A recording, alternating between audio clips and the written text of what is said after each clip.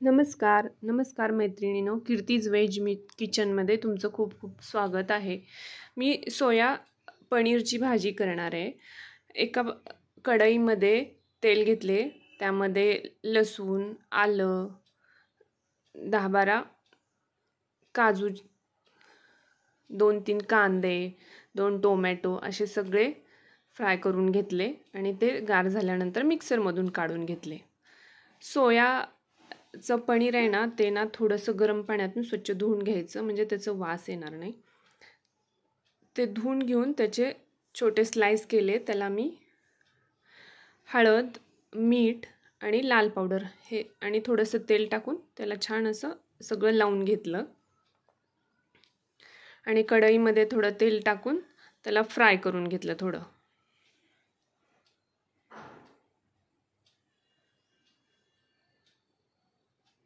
आणि ते फ्राय झाल्यानंतर काढून घेऊन पॅनमध्ये थोडंसं तेल टाकून कांदा आणि ढोबळी मिरची थोडंसं तेलातून परतून काढले आणि कढईमध्ये फोडणी देण्यासाठी 2 चमचे तेल, 1 बटरचं क्यूब घालून त्यामध्ये लसूण, 2 हिरवी मिरची आणि कुटून घेतलेलं सगळं प्युरी हे सगळं त्या तेलामध्ये घातले आणि खाली वर करून घेतलं सगळं।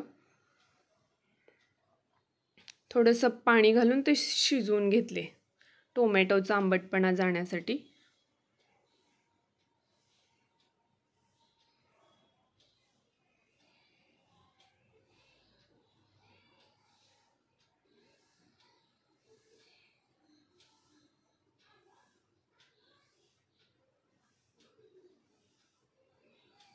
छान त्याला खूप वेळ हे करून घ्यायचं, खाली वर करून घ्यायचं, म्हणजे आंबटपणा जातो टोमॅटोचं। त्यामध्ये गरम मसाला, जिरे पावडर, लाल तिखट म्हणजे लाल पावडर,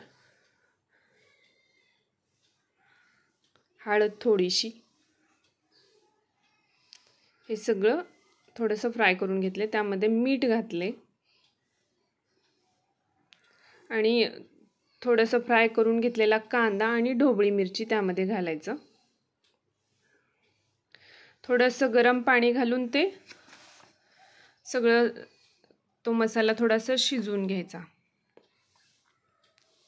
त्यामध्ये कसुरी मेथी घातले,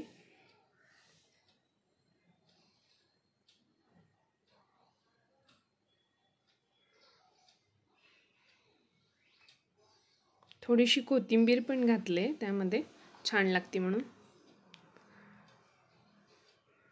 आणि हे सगळे फ्राय करून घेतलेले टोफू, सोया पनीरचे स्लाइस हे मी त्यामध्ये घातले आणि छान खालीवर करून 2 उकळी आणून घेतले आणि दुधावरची साय हे घालून छान असं सगळं एकजीव करून घेतलं।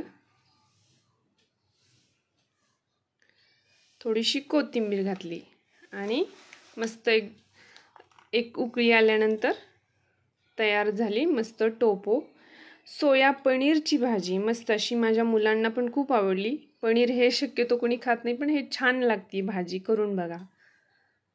बाय।